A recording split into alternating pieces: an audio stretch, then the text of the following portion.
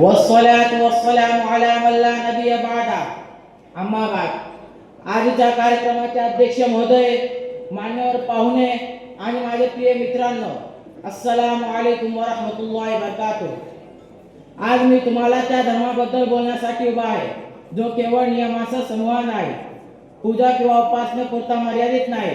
तो धर्म इस्लाम, जो हृदयाला शांती देतो, जीवनाला दिशा देतो, आत्माला बळ देतो आणि इतर धर्मापेक्षा काही वैशिष्ट्य खूबीमुळे खूप वेगळा आणि महान आहे। इस्लाम आपल्याला शिकवतो जीवनाचे उद्देश स्पष्ट आहे, अल्लाहला ओळखणे, त्याची उपासना करणे आणि त्याच्या मार्गावर चालणे।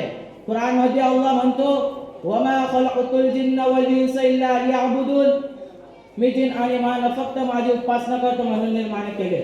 मित्रांनो, इतर धर्मामध्ये जीवनाचे उद्देश अनेकदा सामाजिक किंवा संस्काराच्या आधारावर ठरतो, पण इस्लाम प्रत्येक माणसाला स्वतःच्या जीवनाचा खरा अर्थ ओळखतो।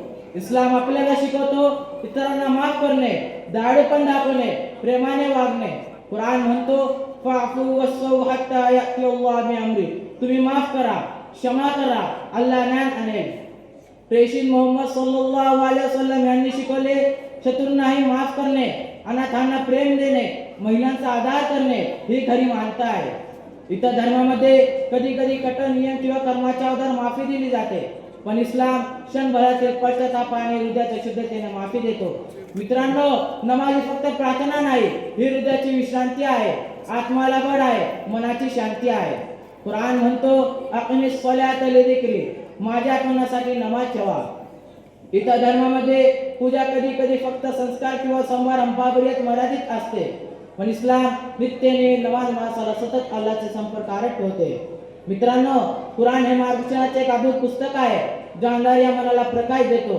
कुराण म्हणतो, ज़ालिकल किताबु ला रैब फीहि हुदल लिल मुत्तकीन, हे पुस्तक आहे ज्यात शंका नाही, मार्गदर्शन आहे पवित्र मनासाठी।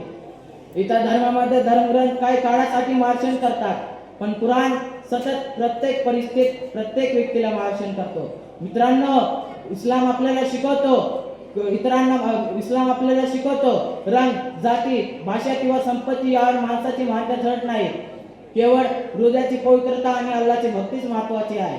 कुराण म्हणतो, या अय्युहन नास इन्ना खलक़नाकुम मिन ज़करिन व उन्सा व जअलनाकुम शुअबन व क़बाइला लितअराफू, हे माणसांनो, आम्ही तुम्हाला पुरुष आणि स्त्री म्हणून निर्माण केले, विविध जमाती तयार केले जेणेकरून तुम्ही ओळखून घ्या।